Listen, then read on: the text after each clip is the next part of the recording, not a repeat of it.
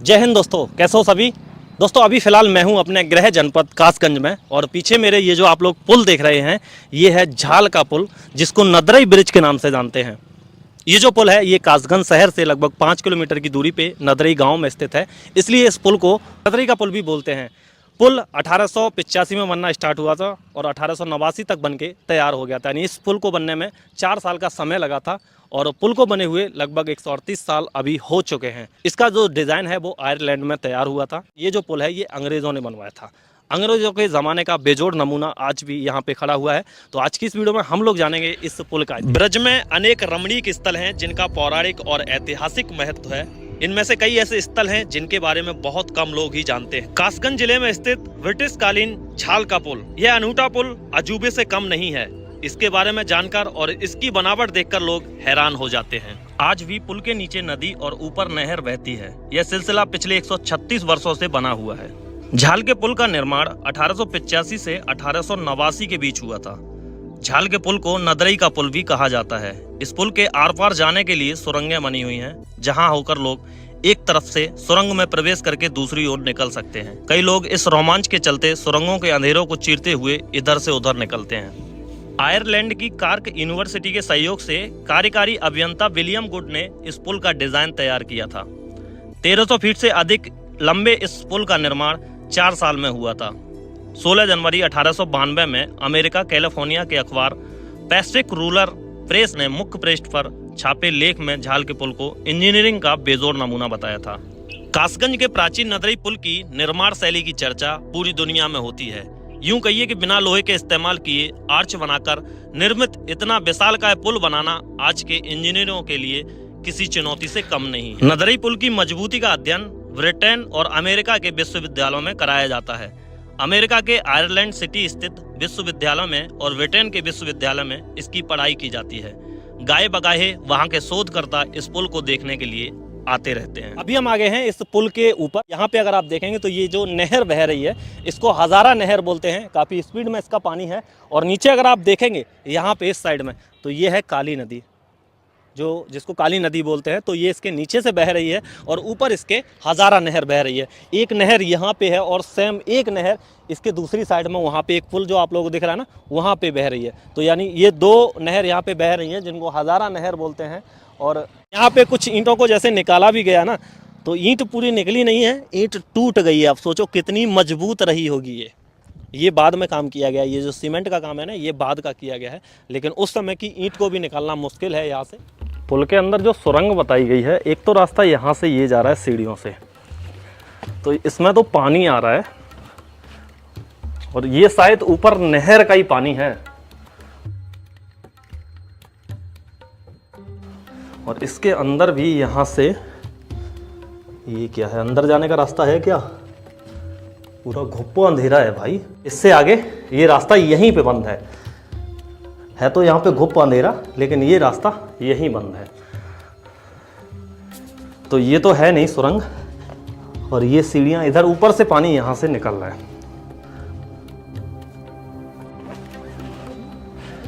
यहाँ पे ये जो छोटी सी सुरंग नुमा बना हुआ है ना ये अंदर जाने के लिए रास्ता है। वो वाला नहीं था, ये जाएगा इसके अंदर, लेकिन इसके अंदर इतनी जगह नहीं है कि मैं इसमें जा पाऊं। नहीं जा पाऊंगा, कैसे जाऊं? अटक रहा हूं भाई मैं, कैसे जाऊं? अंदर जाने का जो हम रास्ता खोज रहे थे ना वो बहुत ज़्यादा सकरा था, लेकिन यहाँ पे हमें एक भाई से हमने पूछा तो उसने बताया हमें यहाँ पे ये रास्ता है, लेकिन इससे नीचे जाने के लिए यहाँ पहले सीढ़ियाँ हुआ करती थी जो लोहे की थी, उनको अभी तोड़ दिया गया है। नीचे अगर आप देखेंगे तो आपको कुछ नहीं दिखेगा, पूरी एक सुरंग है और इसी से मैं अब नीचे जाने वाला हूँ आप लोगों के लिए रिस्क लेके। ठीक है, कूद जाऊँ पक्का? ये ले, आप चलेगा मैं नहीं। चलिए अब चलते हैं अंदर और वो सुरंग देखते हैं जो सुरंग यहाँ पे बनी हुई है। मैं आगे पहले एक लाइट और जला लेता हूँ क्योंकि पीछे वाली लाइट अमर के पास है, उससे आगे मुझे कुछ नहीं दिख रहा है। अब आ जाओ नीचे, देख के आना, पूरा पानी पानी है।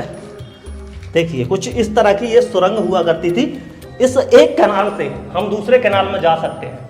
ये देखो यहाँ पे आके अगर आप देखेंगे थोड़ा सा और आगे तो देखो यहाँ पे कुछ इस तरह की ये डिजाइन बनी हुई है, पूरी एक गैलरी दिख रही होगी वहां तक।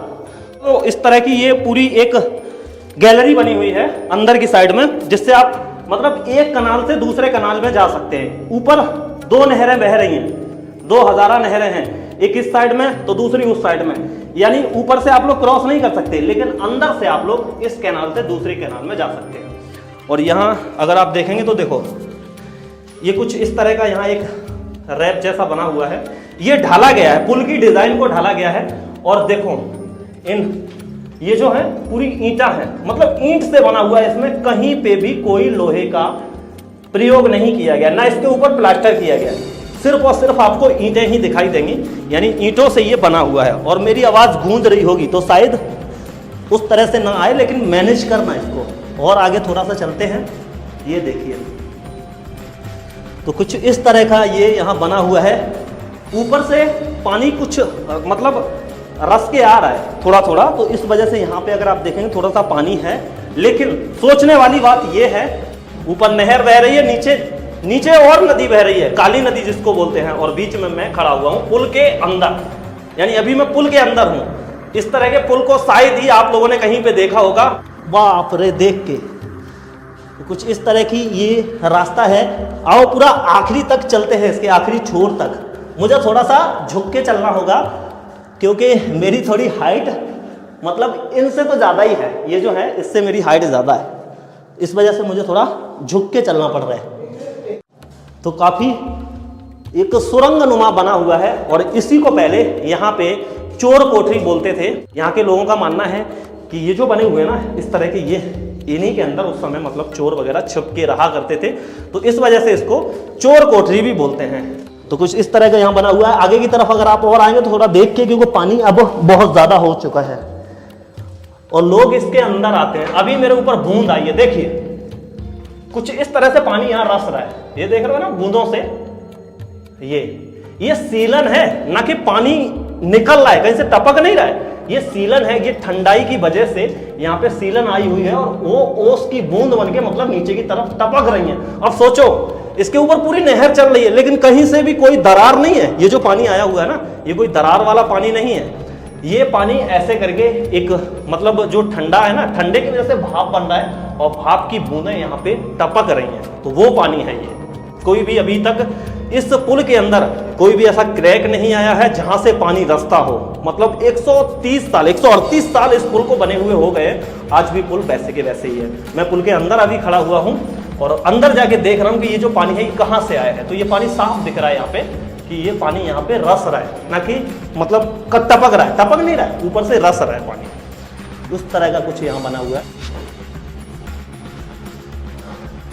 तो बहुत ही अच्छा यहाँ बना हुआ है। आइए एक बार आपको आखिरी छोर तक लेके चलता हूँ मैं। कुछ इस तरह का यहाँ पे ये छोर बना हुआ है, ये देखो यहाँ पे सेम वैसे के वैसे ही है, पूरी एक गैलरी बनी हुई है और लोग यहाँ अंदर और भी लोग आते हैं। पानी होगा सिर्फ और कुछ नहीं होगा इसके अंदर। और ये इसका आखिरी छोर है, मैं अभी इसके आखिरी छोर पे पहुँच चुका हूँ। ये देखो, ये यहाँ से बाहर जा सकते हैं। इतना सकरा ये रास्ता है, आप सोचो इसमें से कैसे निकल पाऊंगा। उस समय हम इसमें अंदर घुसने की कोशिश कर रहे थे, अभी शायद इसमें निकला भी नहीं जाएगा। निकल पाऊंगा?